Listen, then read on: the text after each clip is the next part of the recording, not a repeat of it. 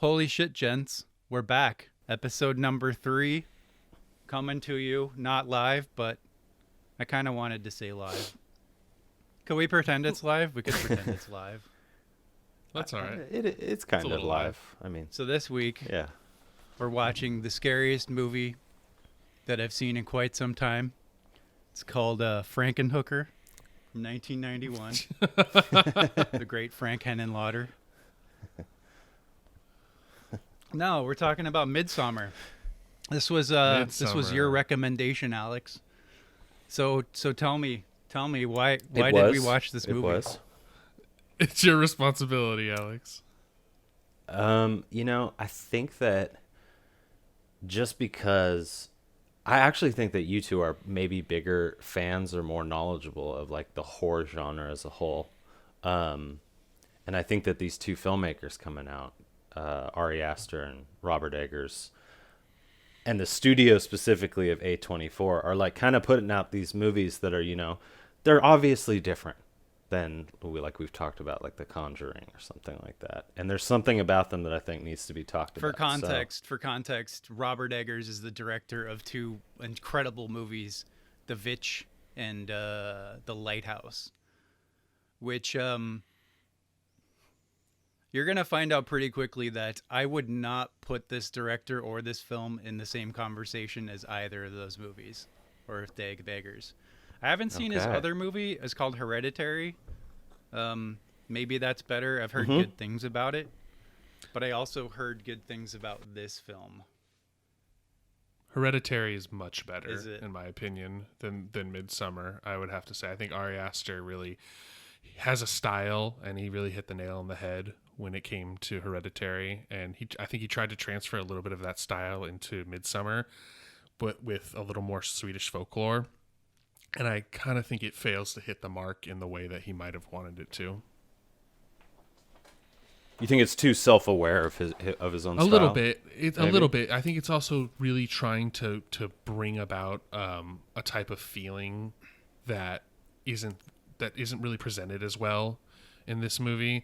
Hereditary is with the horror of Hereditary, and why I like it so much is it's not a jump scare movie. It's a tension-based horror film that builds and builds and builds, and then it kind of hits you with the crazy at the end. And that's kind of Ari Aster's style, where you know what's going to happen at the end of the movie, so it's about how you build up to that moment. Like right when you meet the Swedish, one of the Swedish friends in the beginning of the movie, I mean, at least for me, I knew right away, like, okay, this guy's kind of a bad guy.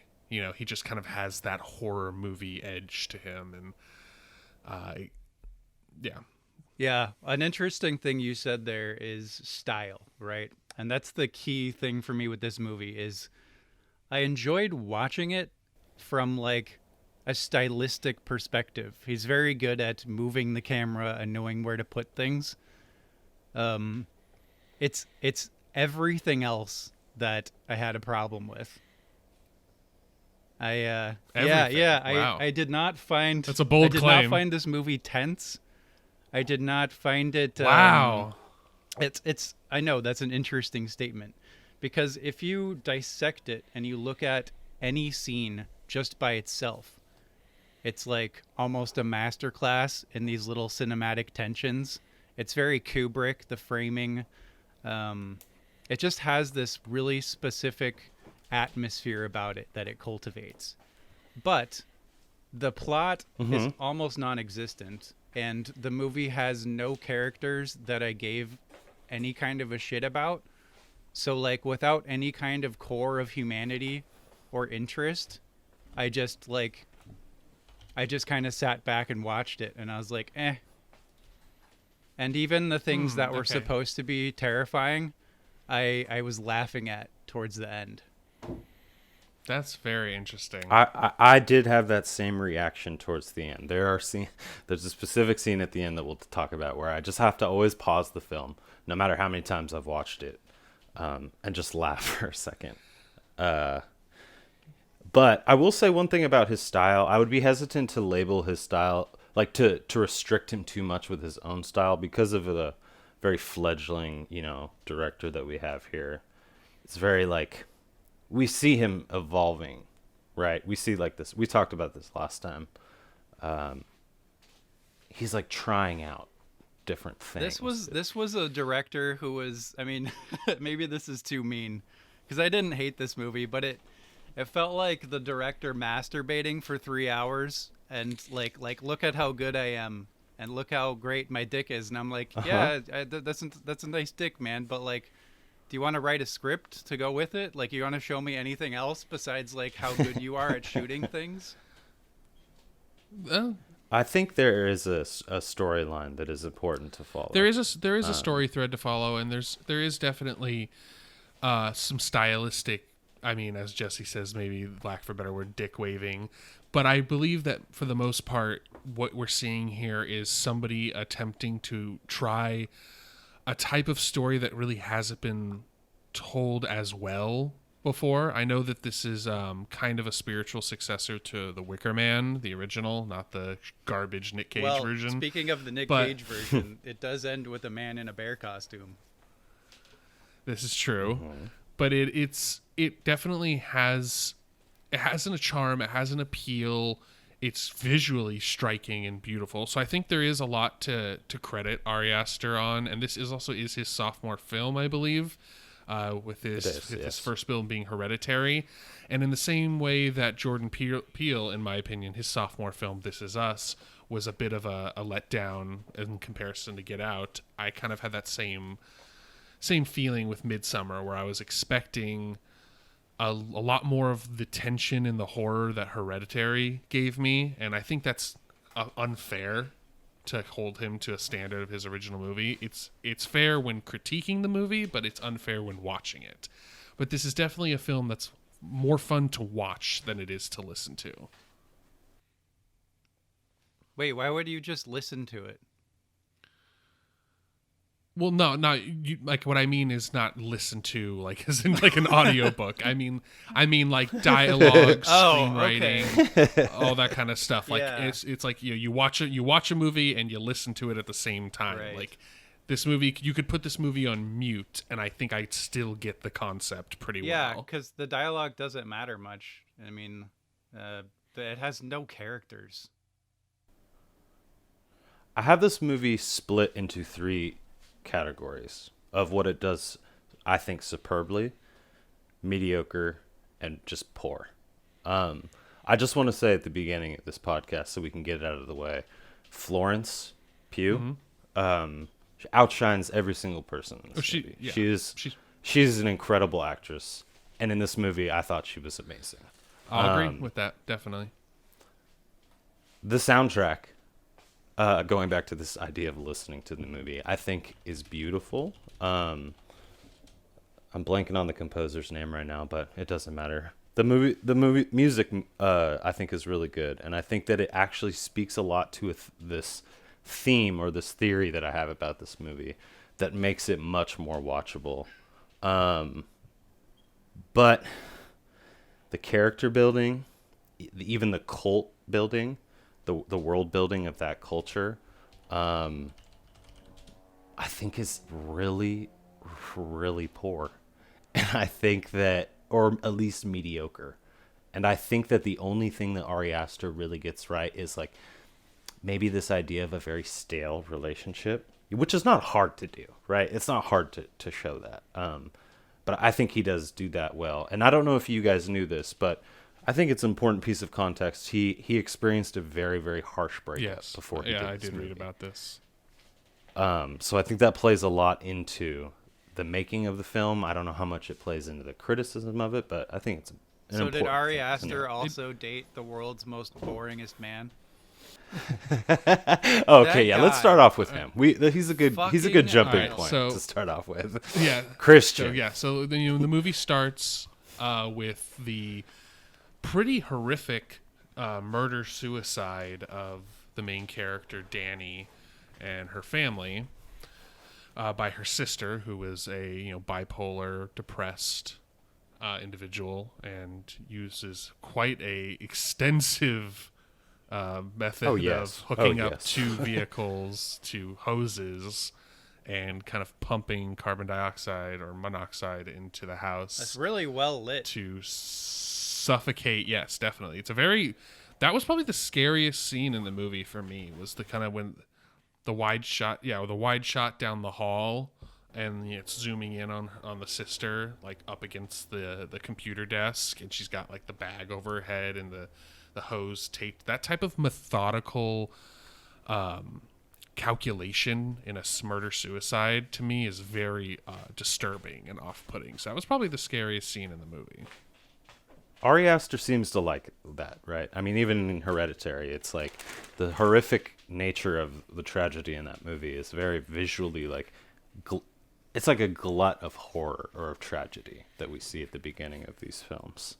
Yes, definitely. And I also think that when I came into this, I remember there was a couple quotes that I heard. One, Jordan Peele said that this movie had Midsommar, that is, had some of the most disturbing images ever put on film. That is his exact quote, verbatim. And I would have to just severely disagree with that. I was talking to a friend right before I saw it, and he was like, that movie traumatized me. And I was like, great, I'm ready. Give me 3 hours of just insane shit. And maybe I was expecting too much, but I thought it would go crazier, which is not to say I need this movie to be just a schlock fest or a gore fest. But I don't know. It didn't go it didn't go far enough in any direction for me besides look at my cool camera. All the kills take place off screen, except for a couple. You see the people jump off the ledge and whatever. Yeah, I don't know. It was such a flat line. 3 kills. Yeah, 3 kills take place off screen. The couple from London and what I'm dubbing one of the most hateable characters in cinema history for me, which would be Mark. The vaping. The vaping, overly Americanized, sex-crazed douchebag. Character literally dissected out of an American Pie movie and dropped into a horror visual striking movie. I mean, it's just, he's so bad in every capacity. He's not convincing as his character, and then the character development itself is just horrendous. So I do think he serves a purpose at the beginning, and then very quickly his character goes into just straight up silly parody of traveling America, right? So we open on this kind of horrific murder suicide. We establish that the main character's mental health is rocky at best, and that she is in a deteriorating relationship, which I believe that while the main boyfriend character, played by Jack Reynor, Christian, is an awful character. If I haven't seen any other movies he's been in, but I mean, the character is so dry, so one-dimensional. I really just can't stand him. But what they do well, what Ari Aster always does well, is 2 things. Grief, he does beautifully, and he does relationships really well. And as somebody who has been in an 11-year marriage where things get rocky from time to time, there are a lot of moments in that were very visceral and real for me, in the way that they argued and disagreed, and kind of the way they kind of both know that the relationship is winding to its end, and the signs are there, but they're choosing to ignore them, or at least Danny's character is choosing to ignore them. There's definitely a lot of that. There's a lot of codependency. There's a lot of gaslighting on the part of Christian. A lot of gaslighting against her. And so it very much brilliantly describes a horrible falling apart relationship, but then grief as well. I hate to always keep bringing up Hereditary, but I'm going to keep doing it. In Hereditary, when you have the scene where the daughter character dies, the mother comes out wailing with grief, and it's off camera, and it's so convincing. It's so gut-wrenchingly real. And the scene in which she is wailing, where Danny is crying and trying to be half-assed comforted by Christian on the couch, was very visceral and real. And I think those are two things that Ari does really, really well. That scene kind of worked. The beginning worked because I didn't know where it was going. And yeah, you didn't really understand that this Christian character is like the least relatable human to have ever lived. But beyond that, like once they get to the village proper, I think there's one scene that was a almost convincing character moment, and then they bungled it for me. It's when she's just fed up with him, and they have this little like back and forth at night, and she's like, "This is insane. Like this place is insane." You're talking about before she asks. I'm talking about Josh, it's right after the they sleeping witness pill, right? the ceremony, and she's like, "They're gonna kill us." Basically, Yes. she's saying they're gonna kill us. Like, Yes. there's no way that they just let travelers in here. They're only able to do this because nobody can ever find out.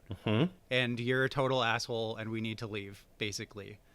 And then like nothing comes of that, and then she's just like going to ceremonies again the next day, and I'm like, okay, you almost had a believable character moment, movie. Come on.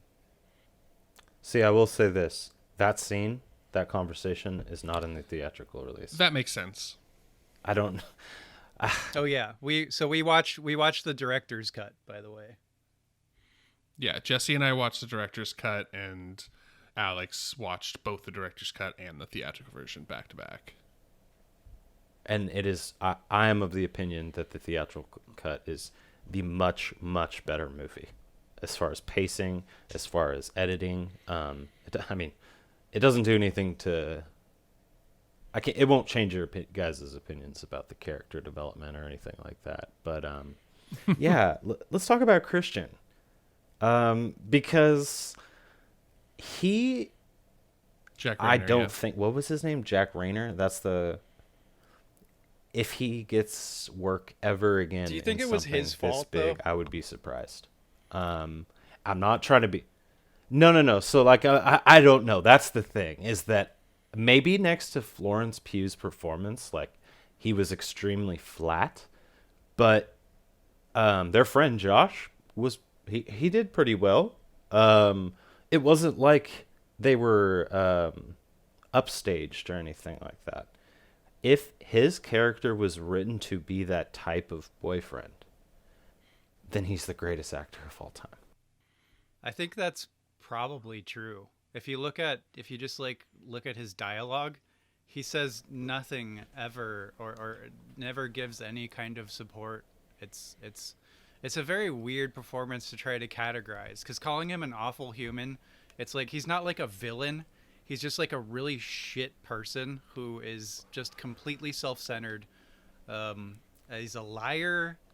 He's To everybody. He Not has just no towards loyalty Danny, to exactly, any of his yeah. friend group. He has no Yeah. loyalty to anybody at all, to his girlfriend. He really is only acting in his most... He's a coward as well. Like he can't ever take a stand against something or like break up with this girl that he definitely doesn't want to be with.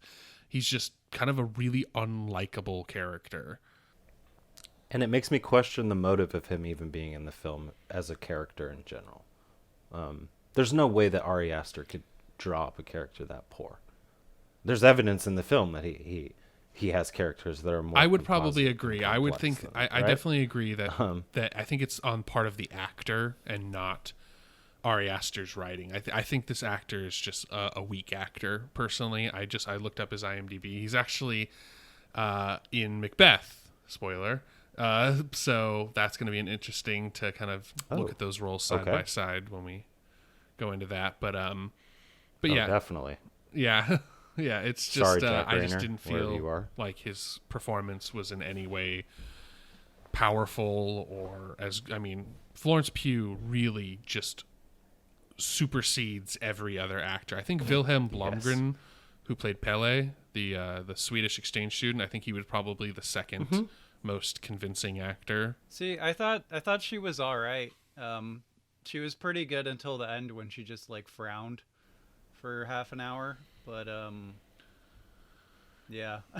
sorry guys, I'm shitting all over this one. I don't think it was well written. It's all think good. I feel like the problem is like if you don't have a character that's relatable, it doesn't really matter how good the performance is, because I'm not keyed into their interiority, besides like, oh my god, look at the wacky things that are happening. It's just like, it's almost like a Ren fair or like a carnival, and you're like, oh, look at this wacky scene.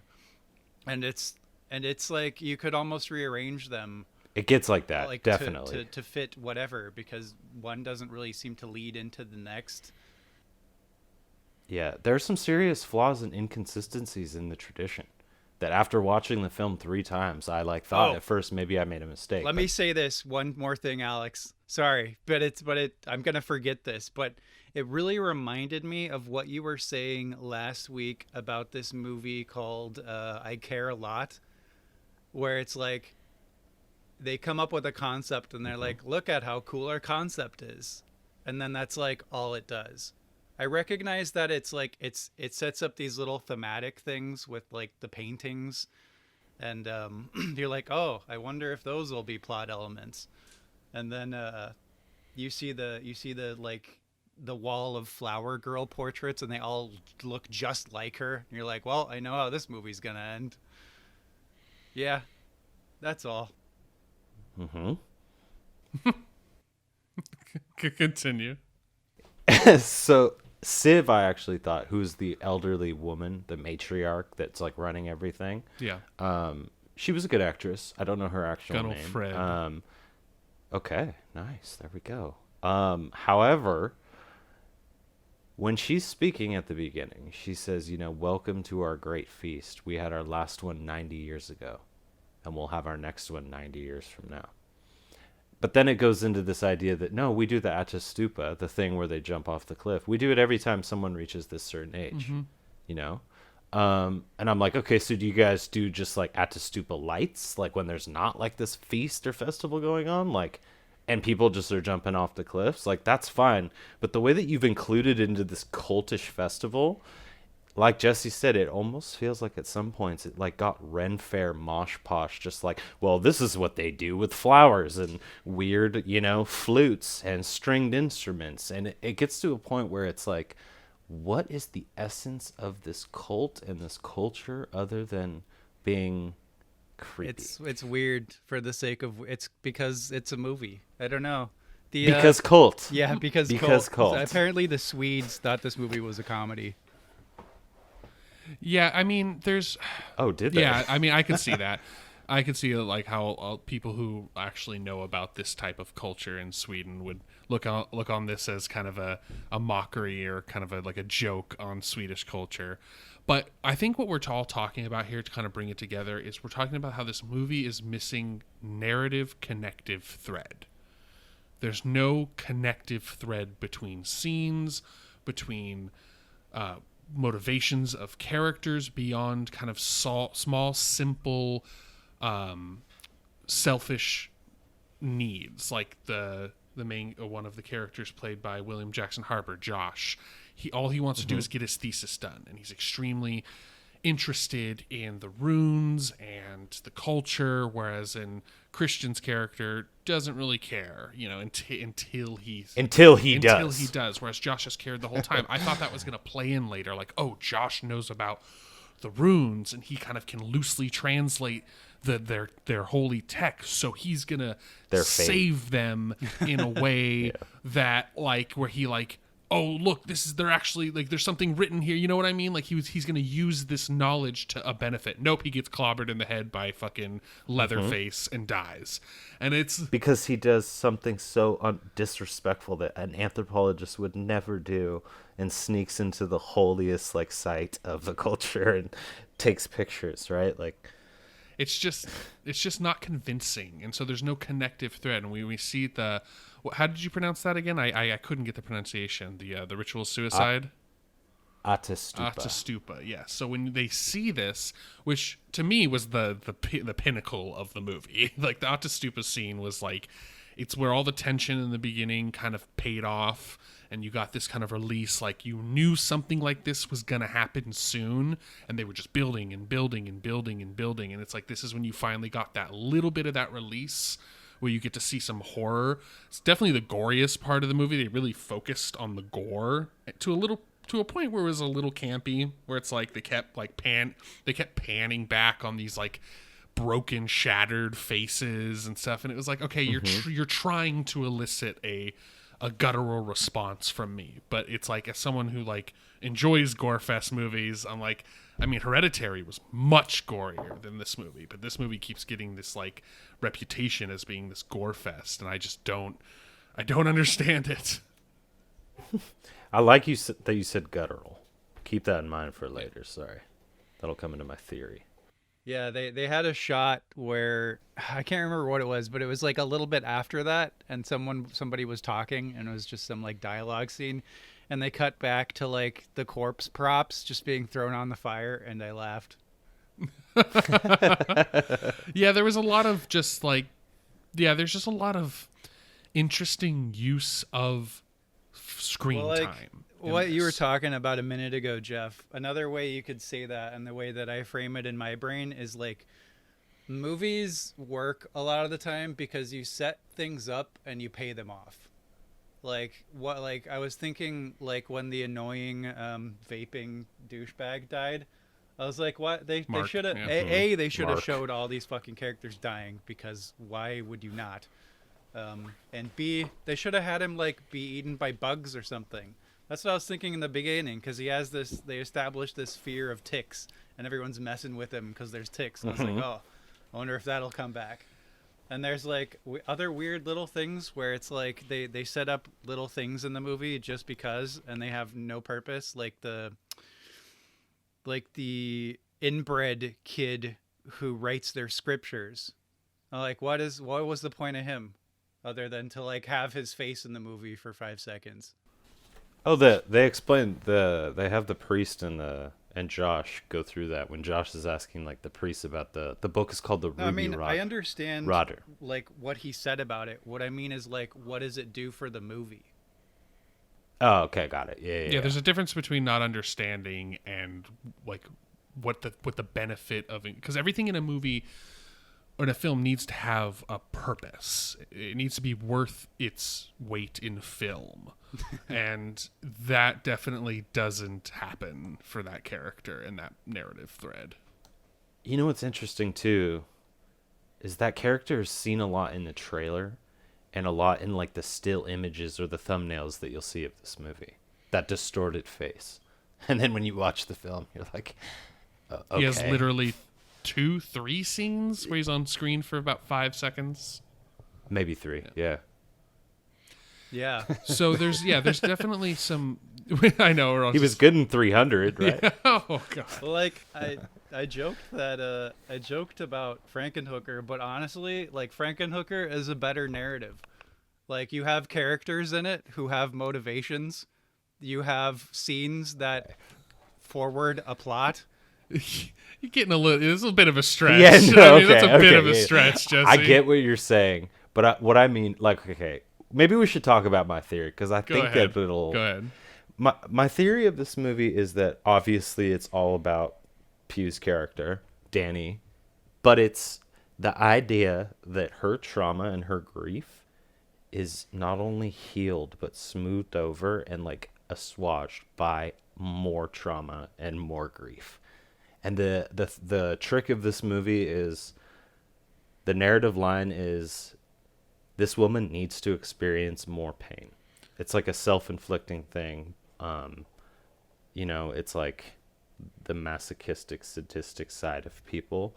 Her experiencing more pain and trauma, not at her will, starts to slowly make it okay. And it's interesting that you mentioned the frown, Jesse, because obviously the end of the film ends with her breaking out into a smile as she's watching, this giant thing burning down.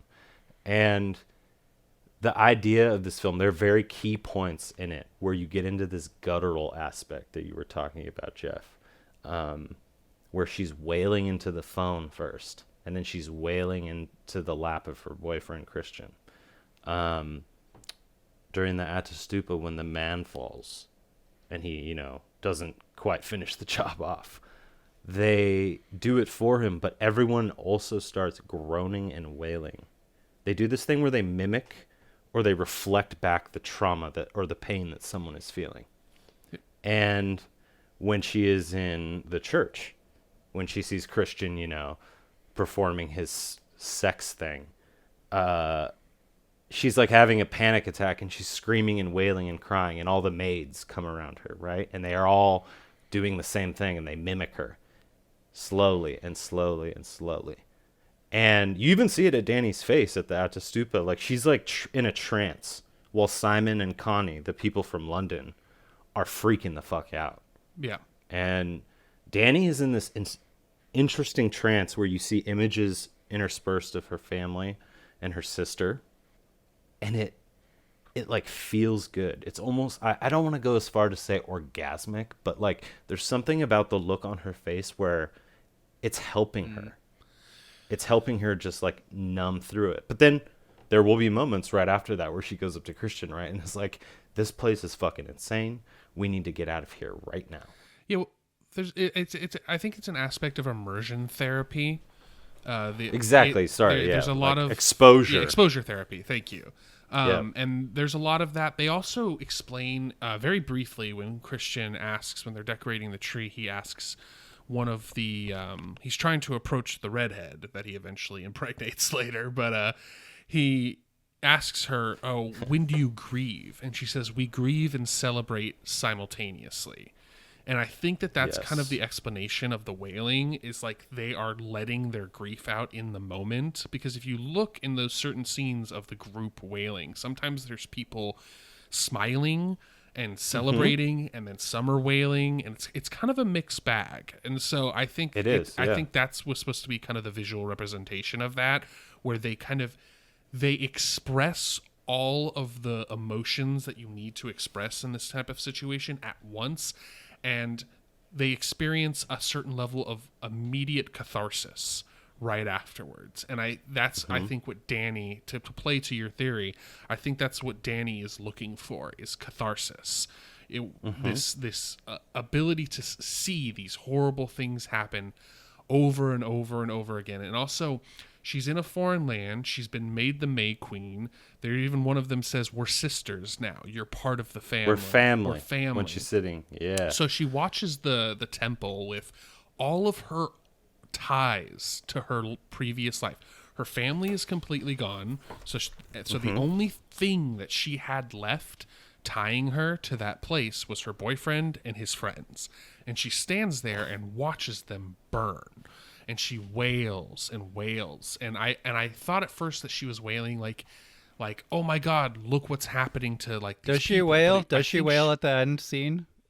Yes, she does. Yes. Right before she smiles. She's like walking back and forth. It's a wide shot. She's off camera right, and she's like doubled over and wailing. And I took that as she is now participating in the practice as opposed to separate from it.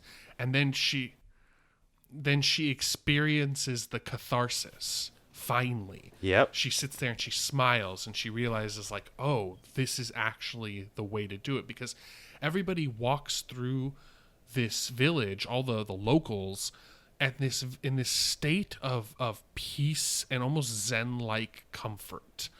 Even though they know what's going to happen, they know the process of these rituals, they still are at peace with themselves. That's something that none of the other characters are. And I just want to, before I stop, address something that you said, Jesse, about Mark's death and how he should have gotten eaten by bugs. Well, definitely that would have been a connective narrative thread to like, okay, we've established he doesn't like bugs and he's scared of bugs. He gets eaten by bugs. A plus B equals C. But what does happen to him is he gets blood eagled. They perform a blood eagle on him, and that is which you don't see happen. That's actually Simon. Sorry. No, that was Simon that gets blood eagled. Yeah, Mark. They shed his skin. No, they shave his skin and they Michael Myers it in the scene where Josh is taking pictures. Exactly. I saw that and I remember them saying Mark, but Simon was African American type character, or UK From London. From London. Yeah, excuse me. he could have been Indian. And he was a darker character, so I didn't see that in the dummy. It looked like a very white skinned dummy, so I was just like, it kind of confused me. It looked a lot like Mark. I do believe that is actually okay. Yeah. So yeah, because see now I'm more along the lines with Jesse, because in my mind I thought that was Mark, and I was like, oh, he pissed on their ancestral grave, excuse me, and then they blood eagle him, which blood eagles are a punishment that is reserved for like the highest level treachery, the highest level of almost betrayal of the Swedish people. It was done by Vikings, by traitors. We see it in the television show Viking. That's probably where it's been made its most like mainstream appearance. It's a very old punishment, and so that was more along the line of what I was thinking. I was like, okay, Mark pissed on their grave, they blood eagled him. But now it's like I'm almost in line with Jesse, where like his death was very unrelated to anything. They just Leatherface his ass, and it's like, why? Yeah, so that's what I mean about the cult construction being mediocre or extremely poor. It's like one of the poorest constructs of the movie, in my opinion. Definitely. The cult doesn't have any logic to it. The cult is the monster, per se. If we were to call this a monster movie, we're white. The cult, Swedish. Yeah, the cult is the monster, and the monster needs to have a connective thread. It needs to have logic to it. It needs to have something you can expect. Like, oh, okay, I know the monster has A, B, and C capability. These are the things I'm looking out for. But the cult doesn't follow its own rules. It doesn't narratively make sense. Like, I had a hard time actually with the ending where they were explaining the sacrifice of the. I was going to say it doesn't make sense. Yeah. And it's like I actually had to like watch it twice over to understand like who all these characters that were being sacrificed were, and like how like, okay, I was literally counting on my fingers the characters in the movie. Like, okay, Mark and Simon, and okay, who's that? All right, it was like it had no structure, no basis, had no preamble. It was just like, okay, now we're sacrificing them. And just to finish up, Ari Aster had this quote where he says that what's going to happen. These people will be sacrificed. So he wanted to make the process of that interesting. But in doing so, I think he really fumbled the ending quite dramatically. So, Yeah. Jesse, you had something? Yeah, I wasn't paying attention to who was blood eagled, or who was, shoved into the garden with their legs sticking up at that point, because I just didn't care. It's weird. Jeff, you called this, we talked very briefly last night, you called it tension the movie. And I felt none of it. And I wish I did, because I talked about this a little bit earlier, but like if you divorce, just like if you pull a scene out, you're like, wow, that's a really well-crafted scene a lot of the time. But you could have had a plot. A plot would have been nice, besides like, let's follow this girl through wacky events to the inevitable conclusion of everyone dying but her, and like, oh, relationship metaphor. If you had some kind of plot that had some setups and some payoffs, that would have been something to hook me. Alternatively, you could have had characters who had depth, like anybody, for me to like latch onto, because without those things, it's just like scenes. I don't know, and no matter how well shot they are, they're just scenes. Like I described to you guys my watching experience of Parasite, where I was like just huddled up or pacing around the room nervously. I was just sitting back with a smirk on my face in this movie. And then some naked women some naked old women were huddled around our worst character, who's penetrating this 15-year-old, and they're all wailing, and I'm just sitting there laughing, because maybe that's a weird scene for someone else, but I've seen The Holy Mountain on LSD. I've seen like that whole thing. Like, I saw Rob Zombie's Lords of Salem You know, that had the naked old woman horror movie thing.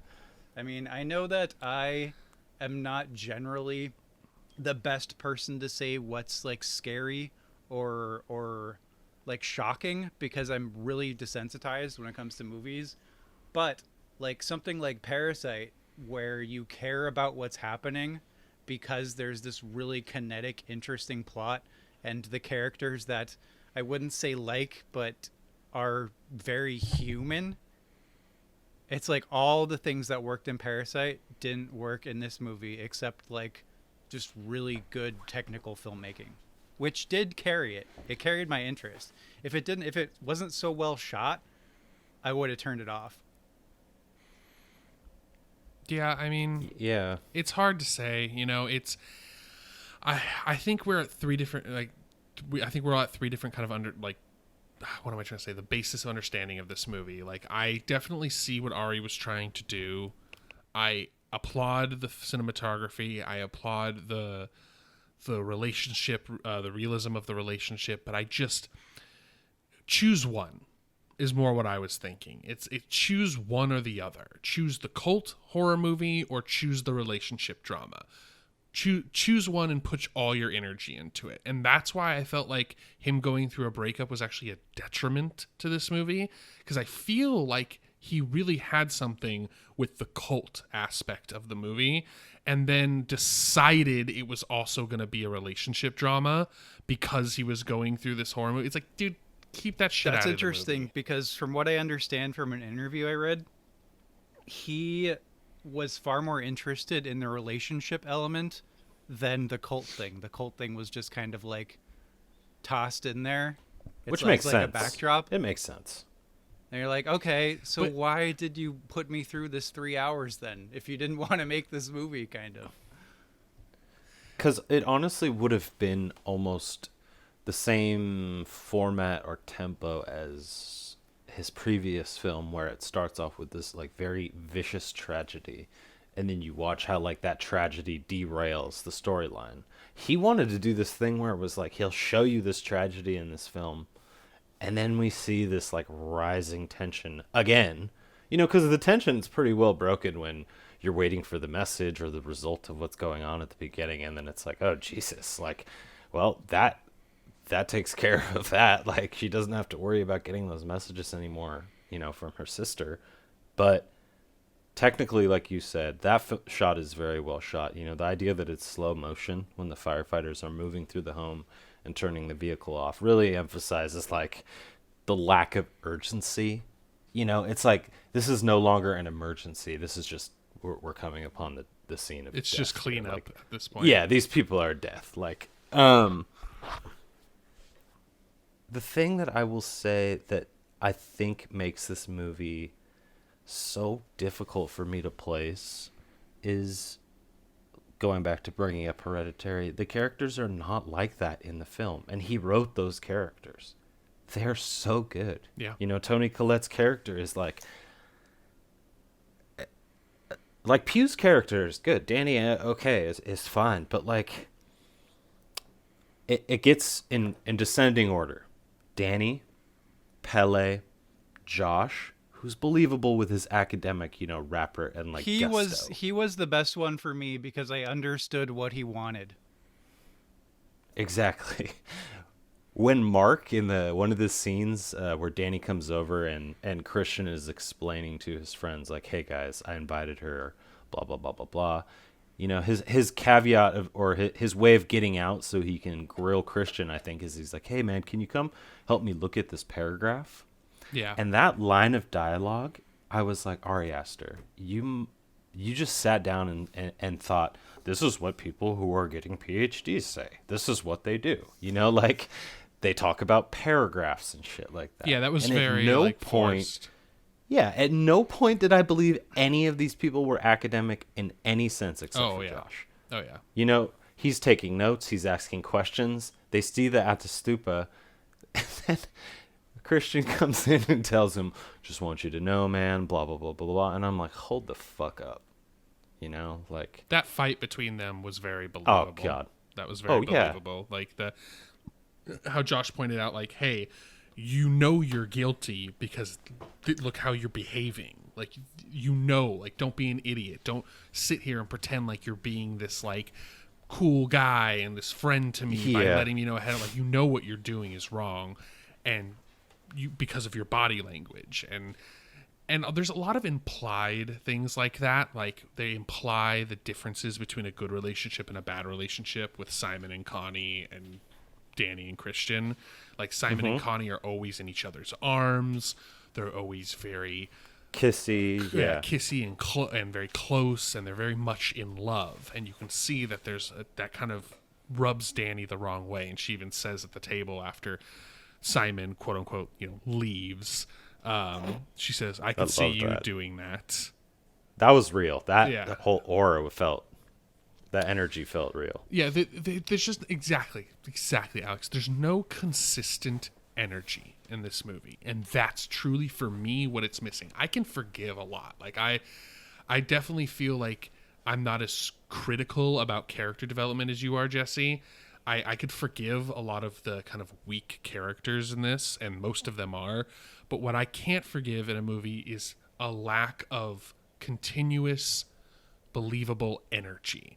And the movie it's like Blue Balls the movie. Like, it keeps building you up to something and then just giving you no release. And that's why I would say that Adastupa was almost like the most release you get, because it's like, okay, I've been waiting for a kill. Here's the kill. Here's the gore. Okay, and that's it. And then you don't get it at all. And they keep doing that to you over and over again. They keep building it, and then nothing. And it's just like, Quick side question: did the woman in that ceremony seem reticent at all to you guys? Like, she was like apprehensive about the ceremony. Yeah, Civ tries to play it off after Simon and Connie are freaking out. That she's like, everyone's happy to do this. Like, we'll all take this very stoically and nobly. But for some reason, from the beginning of the day, the little breakfast that you have, the complimentary death breakfast. Yeah. Before they carry you up the thing. I have no idea, man. Exactly. I started to question the direction of the actors fairly early on, so I stopped reading into nuance, I guess. Okay. This movie, what this movie should have been is just either embrace being a character drama and lean into actually having characters for the drama, or just make it a nonsense carnival. What this movie would have been if it had this level of filmmaking and just went bananas and had a kind of a Bruce Campbell character who's just swept up into the nonsense, it would have been amazing. It would have been fucking incredible. Bruce Campbell just goes through murdering the whole village. Bruce Campbell in this village full of nonsense events, and he has no idea what's going on, and he's high out of his mind. Sign me up for that. Pew finds some Viking armor somewhere and unearths it, and just fucking goes on a rampage. Yeah, but that's I get what you're saying. I definitely do. But Ari Aster really does enjoy filmmaking. This is why I'm so surprised. I have the same feeling with this movie as I did with This Is Us. The exact same emotional feeling.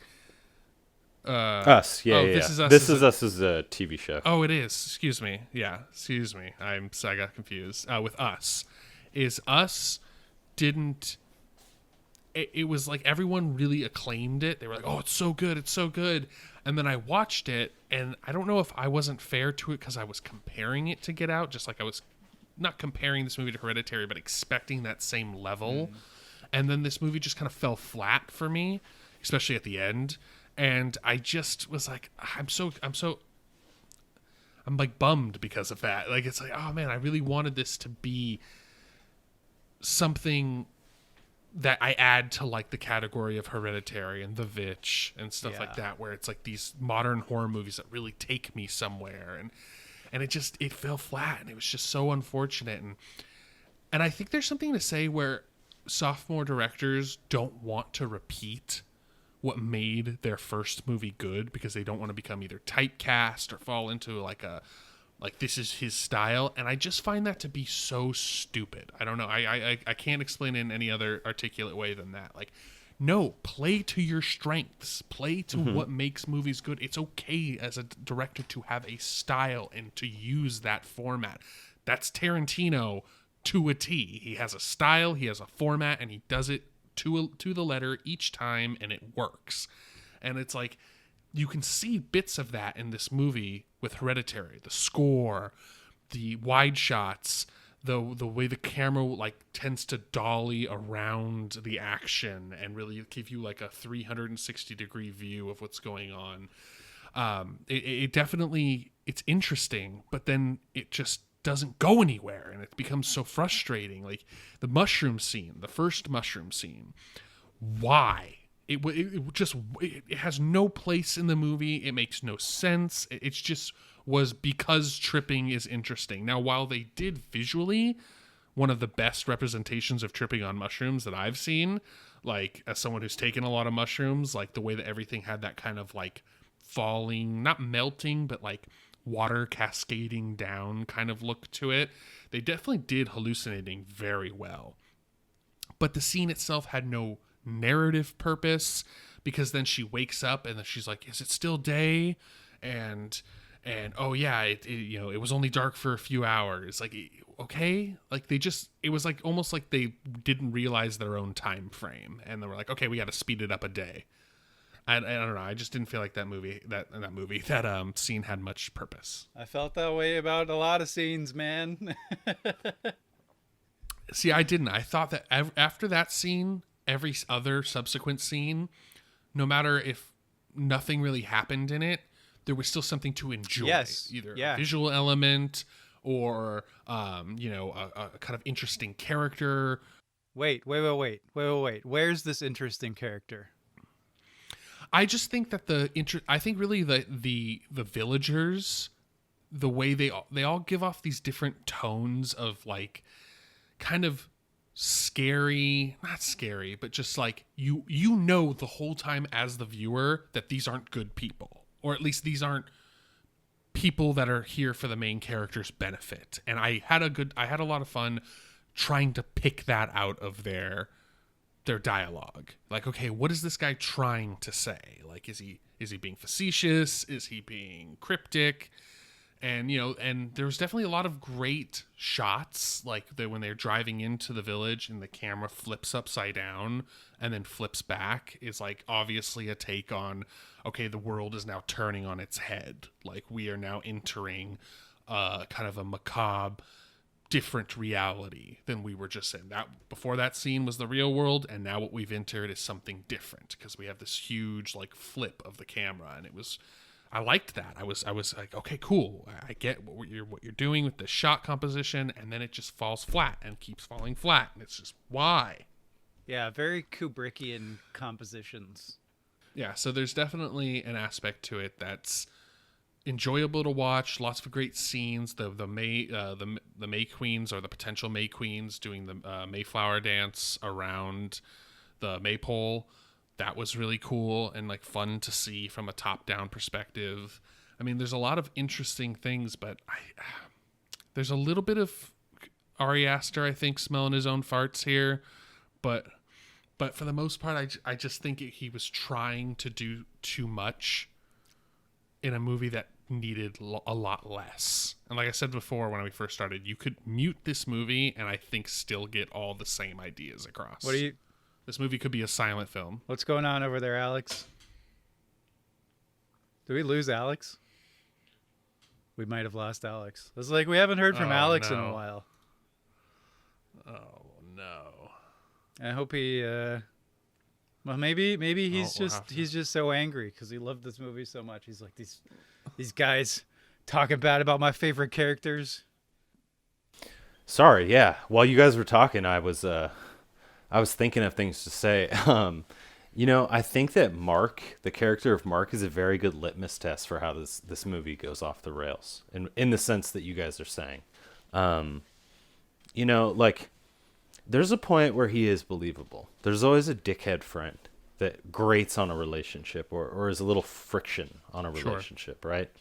And he's a caricature at the beginning. He's always talking about having sex and shit like that, and like breaking up and having the main character break up with Danny.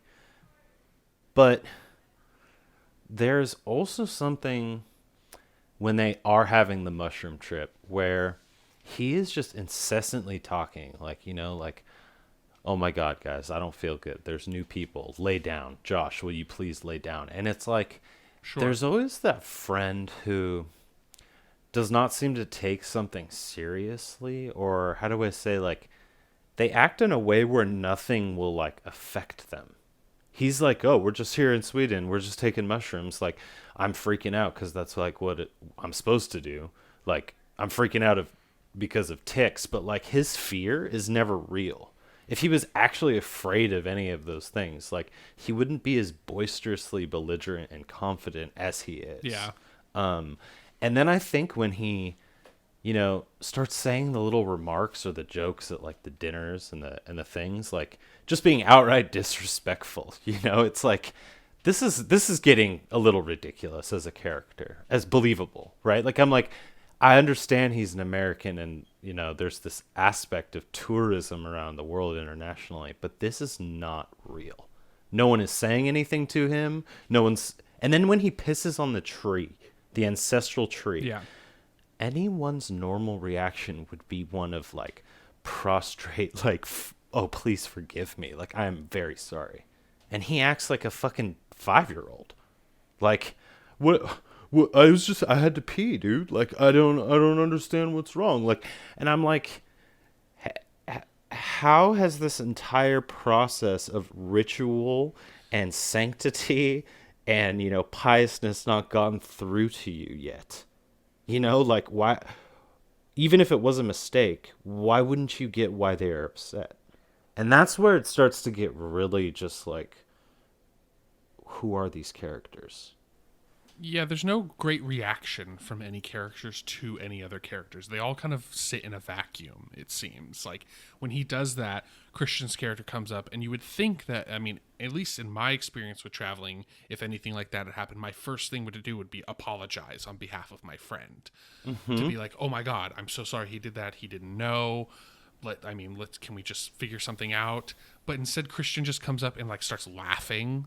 And like, oh, dude, I can't believe you did that. That's and it's like, was that an ad lib? What is the basis for that reaction? Because that doesn't seem at all believable. That you would think it was funny, even in, like, a shocked sense. Like, oh man, I'm so shocked that he's doing that. That made me laugh. Like, it's not believable. And that's, I think, what I'm talking about with, like, energy and connective thread. Like, no character is connected. Each character is very much in a vacuum, except for Christian and Josh and that very small scene together. But beyond that, it's like, it's all these characters just sitting in their own little world. And there's the movie lacks maturity. Yeah. And, like, the scene where, like, they ask Christian to mate with the girl, and they, like, bring him in this, like, little room with all these drawings on the walls, and that scene was just so pointless. Like, only to establish, like, it's okay for you to fuck this 15-year-old girl. That's the only point of that scene to establish, is like, okay, Christian's not a pedophile, so don't hate him for that. And it's like, okay, like, I just don't. And we do have to take into consideration that the age of consent in Europe is very different than America. So it's not as strange to them of an age gap, but it's still very. And it's just, there's a lot of scenes that just have no connective tissue. This movie's more like a skeleton that needs, like, fat and meat on it, and it doesn't have any of that, and it's just unfortunate. It's inauthentic too, and, like, it doesn't feel genuine, because it's like, it makes me feel like, without knowing or looking into the background of it all, it makes me feel like Ari Aster has never been in college. And has never, like, actually in any, like, been around any type of academic, sense of, like, something like that. It does, though, when I hear about this idea of the breakup, and then you examine it through this idea of Danny and the relationship deteriorating, I'm like, okay, yeah, like, you definitely did just go through a breakup. Yeah, that's where the focus is. That's where the focus of the movie is this breakup. Where it should have been. Yeah. And you can't do that with a character like Christian or an actor like Jack Rayner, whichever one it is, I do not know. But it was incapable of exploring that relationship in any poignant way when you have Florence Pugh going up against something like that, right? It was like watching Serena Williams play up against Me. I don't know, like a 2-year-old. Yeah, Like one of us, exactly. Yeah, it's so. I mean, I don't want to. If anyone has anything else to add, I'm kind of. I've talked this movie ad nauseum, but to wrap it up, I feel like this is a movie that should have been much, much better than it was, and especially for A24 and Ari Aster, it lacks a lot of meat. It lacks a lot of creative direction beyond just, hey, isn't this pretty? Isn't Sweden really pretty? Aren't these characters dysfunctional? There's just nothing connecting these threads together, and that's just wholly to its detriment. And it's actually quite disheartening. That's what I'll say about Thank it. God for set direction and for costumes. Yeah, definitely. I mean, I'm glad this movie exists, even though I didn't particularly like it, and I like that it had sort of the buzz around it that it does, because there's something to be said for like a wide release horror movie that's a slow burn like this, that has the technical Definitely. side that it does. And I think, I don't know, most people aren't going to have the reaction that I did. I think like most people will be caught up in the tension in a way that I wasn't able to be. But yeah, I echo the sentiment, Jeff. It's unfortunate because I would have loved to have loved this movie. But yeah, bad thin characters, obvious subtext. It was just a director masturbating for 3 hours. And I was like, can we do something else? I want to see something else. And he's like, no, you're going to watch me. I'm like, okay, sir. Definitely. Alex, any closing thoughts? Yeah, I'll say that I have to disagree with you guys slightly. I do think it's better than Hereditary. I think that that's something that we would probably have I haven't to talk seen that, about so in a different episode. Yeah. Characters, absolutely not. If anything, I wish just Florence Pugh was now in Hereditary instead of Midsommar. But I do think that it is actually a better movie, based on my initial reaction of Hereditary, which I have not seen as many times as this film. why? But Why other is than that, it? Why? Wait. I mean, Jeff's trying to wrap up, but no. This warrants discussion. Why is this a good movie?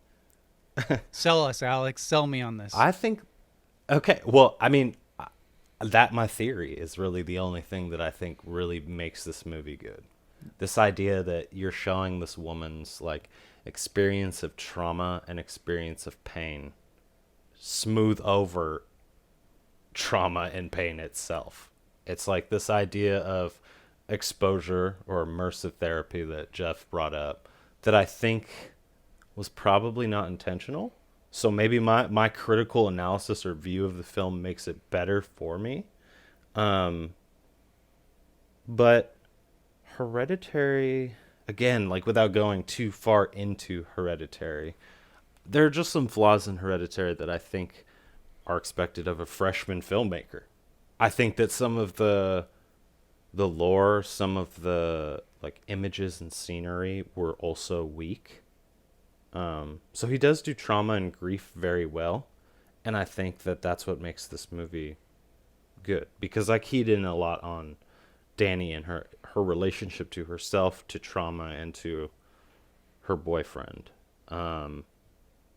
But I mean, I didn't know if you guys said you didn't necessarily like it, but I didn't know if you guys were saying it was bad. No, I definitely don't good, think it's a bad movie. I actually, it's not that I don't like the movie. I just was disappointed at how poorly connected all of these ideas that Aster was trying to get through ended up being. Your theory makes the movie better in my mind, for me as well. I definitely enjoy your theory. I think it plays well into what was trying to be told, but the story that was told to me for 3 hours was inconsistent, amateurish at times, with really great shots, but really, like Jesse said, just thin characters and not enough connective threads to tie the characters together, to tie them to this world, and to make them believable. It just lacked a lot from somebody who I have a lot of respect for. I really respect Ari Aster's filmmaking, and I do disagree with you wholly that this is better than Hereditary. This is an offline conversation in general, but it's definitely something that I don't think this movie is better than Hereditary. Hereditary has better characters. It is scarier, has better visuals. I mean, this has prettier visuals, but Hereditary has much more horror. Hereditary is a horror movie, and this doesn't know what it is. Is it a thriller? Is it a character drama? What is it? It doesn't know. I don't see it as a horror movie in the same way that I expected Hereditary. When I saw it in theaters, I was like, this is a horror movie, right? Like, I was ready for that. I think Hereditary is a great movie. I also think this movie is a great movie, but I think I don't think it's a demerit on Ari Aster's maybe career. I think it's like a little segue almost of something where he's like trying to like not step out of his lane, but he's like, it goes into this masturbatory thing of like, look how great I am in my stride right now, you know? And I think that films like this are necessary to make him a better director. And I think upon a rewatch or two, the film might change your guys' mind. Well, I should want to watch it again, and I don't. Yes. It's you know, even with all the character problems and the disconnection problems, if you had really leaned into the weirdness and made it like even more of an experimental film, like go Jodorowsky with it. Go, you know, we watched The Avenging Disco Godfather the other night, Alex and I did. And the last 5 minutes of that movie are more petrifying and confusing and terrifying than the entire 3 hours of Midsommar. Like that movie, the ending of Disco Godfather, which is not a great movie, but it just gets so weird and experimental at the end. They're like, it's like you should have gone the David Lynch route with this movie. If you weren't gonna go traditional movie route, like you have to go the other way, I think, for it to work. Like just lean into the crazy. But Ari Aster, I don't think either has one, that experience, or two, that intention. So it's a little unfair to kind of hold him to that standard. He shot. I have no comment about the director's style. I haven't seen any of his other movies. I didn't even know his name until you guys say it. I'm just saying, like, what would have made the movie work? Sure. Yeah. Definitely. The theatrical cut, see that one, much more mature, much more clean. The director's cut really is where like it almost makes the flaws of the theatrical release a little worse, right? It extends scenes and makes things that you don't really, it's just not good. I don't know. Yep. All right. Well, I think that we have 3 different ideals of this movie. I think we have one that's you know, in support. I'm a little bit on the fence, and I think Jesse kind of gave up a third of the way through. I enjoyed watching it from a purely just visual level, but yeah, not a great movie. All right. Well, thanks everyone for listening. I appreciate your time and tuning in to this episode of One More Take and listening to us. Thanks everyone. Jabber on about Midsommar. The next episode I'm quite excited for. Don't want to spoil it, but it's one of my favorite movies. So I appreciate everyone hanging around. Anything else, gents? Don't go to Sweden if you're in a failing relationship. Just to anyone out there. Don't travel if you're in a failing relationship. Yeah, just don't try it. All right. Well, thanks everyone, and have a great Later, night. taters. Have a good night, everyone.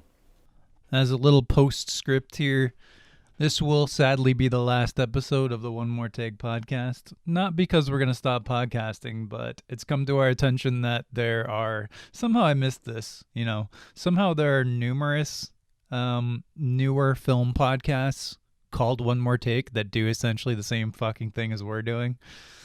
So we got to rebrand, and we don't know what it is yet, but we'll figure something out. It sucks too, because I really like this name. It's a good name. One more take. You guys get it.